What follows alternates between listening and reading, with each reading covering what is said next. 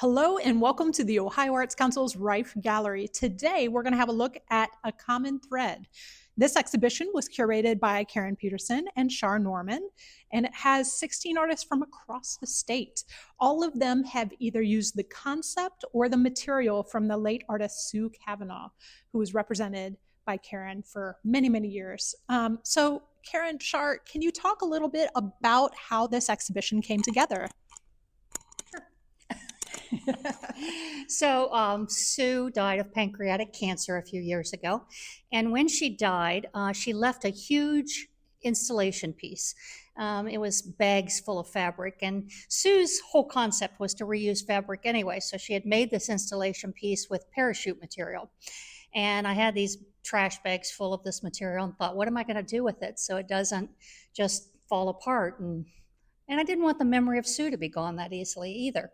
So Char and I were having lunch one day at the museum and thought, what if we gave all this material to different artists and asked them to create something new with it, carry it forward. They don't necessarily have to do an honorarium to Sue.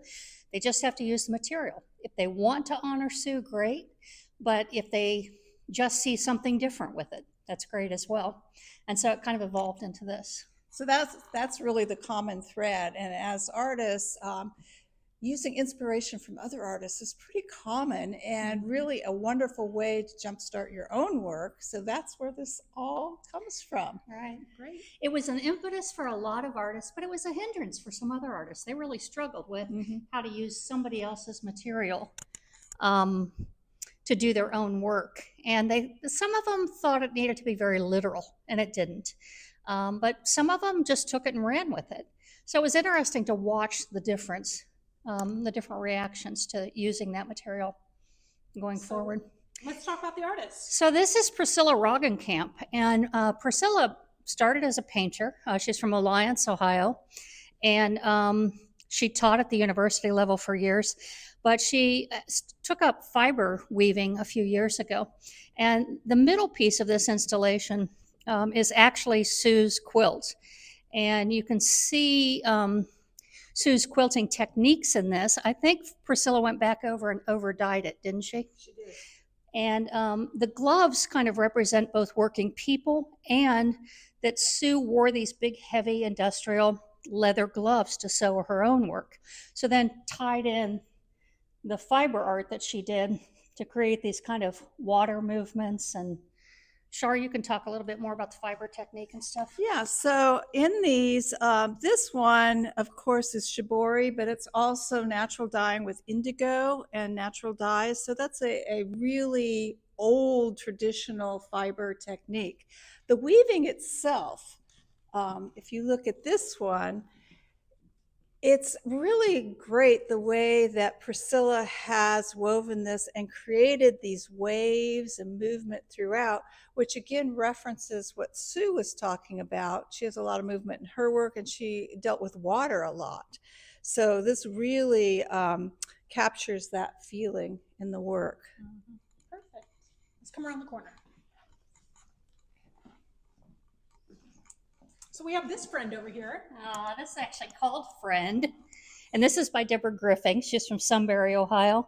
Has 2 masters from Ohio State in art and sculpture. So you can kind of see she goes between sculptural pieces and painting, which is behind you and we'll talk about later. But this is an entirely quilted doll named Friend from Sue's shibori pieces. And you can kind of see all the techniques here. Deborah talks a lot about mental issues and things like Alzheimer's and dementia, schizophrenia, and how our lives are kind of pieced together and sometimes are pieced apart. And so these look like disjointed kind of parts of a human, but that's kind of what we all are. So that's really what Deborah's saying. And I think this really epitomizes what she talks about with mental illness, in that the way the brain works, you see bits and parts that go every which way. There's no real rhyme or reason to it. It's just, and our brains work that way, whether it's mental illness or sanity, you still have all these thoughts going different ways. And this really epitomizes that. And I love the face on this. I mean, Friend, it's so friendly.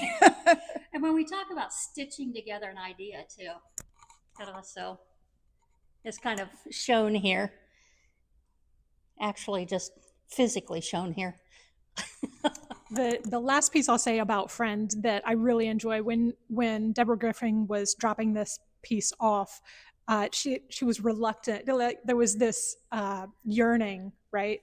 She had said that she had spent the last year creating this piece, and each of those stitches, those are hand stitched. So you can think about how someone connects with the work that they're making. Mm-hmm. There's just something really tender and lovely about that references not only an artist's relationship to their work, but to their community and how they might honor someone. So I thought it was really a beautiful piece to have in the show. I think some of the best art is made when people have a personal connection to it. They're not making it to sell. They're not making it just because it looks nice. They're making it because it's telling their own story. And so that's really the most special thing about this. Deborah gets super attached to all of her work because it's kind of, this is my life, you know? Yeah. Okay. Well, here on this splash wall, you have more of Priscilla's work, these collagraphs that she dove into. And I feel like they're really just such a beautiful tie-in. You'll see them scattered throughout the exhibition. It talks about the gathering of materials and how you might represent that. Like these little bits and bobs that reference materials received from Sue. It's just really a lovely kind of common thread, if you will.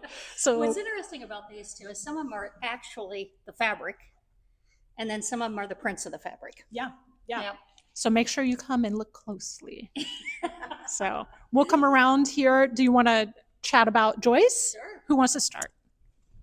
I'll do that. Yeah. Joyce is an artist from Cleveland, Ohio, and she talks about obviously the African American experience, but she does a lot with quilting. And when she was working with quilting, she started seeing butterflies when she talked about Sue. And she said, all I saw were butterflies and flowers. It kind of talks about Sue a little bit. That's the way Sue was. Sue could talk about anything, any dark issue, and be as light and happy and engaging as a person could possibly be about that. So it kind of makes sense. So she created this piece using Sue's fabric up here to create the waterway again, and incorporating it throughout. The stems are Sue's original piece, and this is Sue's. Yeah, that's part of Sue's. So she's talking about her own experience, but then referencing Sue in this work as well. And then this is Marianne Tipple. Oh yeah, let's talk about this piece Okay. right here. Talk about this was one. the original piece, right? Yes. Yes. This is Marianne Tipple. She's from Elyria, Ohio, and she knew Sue through several venues, but one was the Surface Design Symposium for quilters, and they were both quilters. But they got to talking, and they talked about their travels and how both of them had traveled extensively to different places. So this is in honor of the travel and those exchanges that Sue and Marianne had. So you see Sue's fabric and all the stitching, but on top of that, Marianne has embellished it with her own stitching. And then you see all these little souvenirs from all over the world that she's placed there. And then you have it tied to the map. Quite literally, it's tied to the map and places that they went. Mm-hmm. And I think housing it in this suitcase is just a little bit of whimsy that's just quite lovely. Mm-hmm. I'm good. You said it all. Yeah. So where did you want to go to next? Right around the corner? Yeah, right around the corner. And I think we're going to talk about, this is more of Priscilla's prints. Right. And here you can really see that she has taken the fabric itself and then printed from it. So you get that positive navy. Two-dimensional with threads and three-dimensional, and it's very cool. Okay, we're going to walk over here to Erika Holycross. Erika Holycross from Columbus, Ohio. It's called Pennies from Heaven, and it was inspired by an old penny rug that is made by quilting little quilting pieces. And the idea of pennies from heaven is that departed ones send messages by leaving pennies all over the place. Sue also did an installation years ago with ties. And so it's interesting that she would use both her fabric from the installation, but also men's ties, and then ties that in with this piece as well, which is all men's ties. Go ahead. And then we have David Senecal did a digital installation of our earth, and it is overlaid with this sheer piece of Sue's cloth with the threads running through it, representing rivers and mountains. I think this one also is very atmospheric, and that really speaks of, the whole idea of getting inspiration from other artists, is that you pull these ideas together and it creates that atmosphere of whatever, but it's so soothing. And again, that makes me think of Sue. It is, but the more you watch it too, the more it kind of talks about a little bit about how we're destroying things. The brown color comes in and it's starting to look a little bit like we're transforming Earth. And so that's really what Sue talks about a lot of times. All right. It's a really great segue into Gwen and how she uses all of these materials, these found materials. So who wants to start talking about Gwen? I think Char can. So this is Gwen Waight, and she's from Peninsula, Ohio. And as we said, she's pulling materials from all kinds of things and very unusual things. And I think this really talks about sustainability and upcycling materials and protecting our earth. So you see like this big hunk of styrofoam, and you see these plastic balls, and there's a tennis ball that's half peeled. But running through it all is this fabric from Sue's piece. And well, it's called From the Cradle to the Grave. And so you can kind of see how these little elements that we pick up through life, disparate or not, inform who we are and who we end up being and what we end up showing and making. Yeah, it's a beautiful piece. Yep. And then we moved to Elsie Sanchez from Dublin, Ohio, I think. Dublin, yep. And Elsie's a painter typically. She is originally from Cuba, but she took Sue's fabric pieces and both embellished them with thread and with paint, and kind of talked about these road maps. Again, this is all kind of tied together. Streams, road maps, directions in our life, piecing things together. You can really see the relation between this and Deborah Griffing's work. Mm-hmm. Mm-hmm. I also think this begs to have close examination, because you see this marvelous stitching that Elsie did on top of Sue's stitching. Mm-hmm. But the other thing I love about this is typically Elsie is a painter and she stretches canvas, but on this one she left the edge of this canvas raw, hanging out, and that again reflects what we see in the parachute material that Sue uses. The other thing that I think is really apparent in this piece, these two pieces actually, is Elsie's artistic voice. So these artists are really hand in hand taking their colleague and moving forward in their own voice. And I think that that's just a beautiful way of honoring, and lots of folks do it, right? We do it all the time, whether we're inspired by historical artists or contemporary artists. I just think that this is a really beautiful reimagining of how Elsie paints, and it's still in her voice. Yes, mm-hmm. Absolutely. And then you look at somebody like Linda Leviton, and speaking of your own voice, I mean, these are entirely different from everything else. And these are all pieces of Sue's installation that she's, I believe, re-dyed, although she left the strings in there, and you can always tell that's kind of Sue's signature, was the tie off of the strings, and created these jellyfish. Who'd have thought? Right? But it speaks to the waterways. Exactly. Yes. And the squid as well. All of this, it relates in some distant way to Sue and what she represented, and then uses the materials, but is definitely in the artist's own voice. And let's come over to the garment that she created. Right. Linda is a multifaceted artist. She does sculpture, she works with metal, she works with fabric. Honestly, if you hand her a pile of disparate objects, she will figure out how to make it an amazing piece of art. And this is no exception. This is absolutely Linda Leviton's voice, Right. and utilizing these materials that also, it's just that like it's the common thread. It's really beautifully done. And also the recycling. Yes, and please come around to the back of it so we can see the train that's created as well. I mean, it's just like, this is also just such a real call to the work that Linda does. She found that felt in a trash can. And it's industrial felt, and contrast that with this parachute material is amazing. Yeah, it's amazing. And then these, she talked about how it kind of represents the work that we put in, but also looks like water, looks like streams, again, especially with the little rhinestones on it. Absolutely. Yeah. So very literally used Sue's material to just create something new, but then also moved into using other things that were about Sue's idea. Susan Stubbins. She's from Zanesville, Ohio, a quilter. And again, she talks about how all of the people kind of come together. They meet, they don't meet, they show in the same shows, they move together in circles or not. And then incorporates things that represent travel as well. So fabrics were given to her from a friend of Sue's, and she used that in this piece. Isn't that wonderful?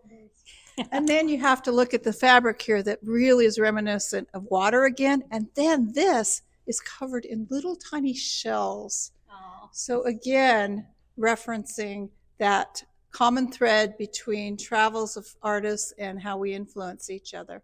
So here we have another Joyce Morrow Jones. This is Spirit Tree, and as you get closer to it and have a look at it, I think you can see how this kind of ties together ideas. And those butterflies. Well, we all go back to Earth, and then we come back as either nature or whatever. But again, as Kat said, it's tying in the butterflies and the leaves and all of Sue's fabric, make the little strands here. And I only hope I can come back as a tree. Right? Me too. That's a perfect segue to Suki. Right. So Suki, she works with fabric a lot of times because it was considered women's work, and she really felt like she needed to do something kind of serious and thought-provoking that she could do at home with her kids. And if you look at this, it's not easy to understand, but it is kind of just atmospheric. You look at it and you feel things, you think about things. I personally saw kind of clouds or a spirit or something light and ethereal hanging over people who work a 9 to 5 at a desk every day. You didn't see that. Well, I did see that this was ethereal, but then I saw it tied to earth, so it's both. And she's such an interesting person. She's from Dayton and originally from Korea. Mm-hmm. So she's bringing her culture to this too, which I think is also that idea of women's work and the importance of that and taking care of your children while you're working. Mm-hmm. It's a beautiful piece. Yeah. So now we're going to walk a little bit. We're going to get to Deb Griffing's painting. Oh, yes. Which is wonderful. So here we have Deb Griffith again. We already saw her figure Friend.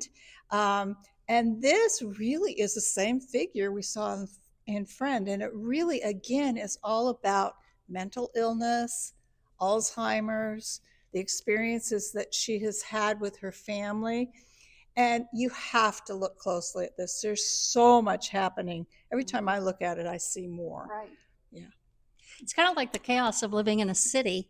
And if your mind is not, completely wrapped around all of it, sometimes it can just feel like it's scattered in a million different directions. So it's interesting how she approaches that, talks about that. It's a great piece. Julie Byrne's piece takes a piece of Sue's fabric and overlays a heart with an aorta shown. And the idea behind this was that her husband had aortic stenosis, but it was hidden. It wasn't something that doctors were picking up. And so a lot of times with our health especially, we're kind of in the dark. Sometimes doctors are even in the dark. But, we've got moments of inspiration, peace, support. The bird, I think, represents that. And then healing are in physical properties. You need to talk about Anne's because you really understand this whole process. Yes. This is Anne Silverman, and she's well known as a paper maker. So typically when you make paper from fabric, it's linen or cotton. In this instance, she's using that parachute material, which is synthetic, of Sue's. But she talks a lot about how she exploded that fabric, cut it into strips, made paper from some, embedded strips. But then there's an area where she wove it all back together.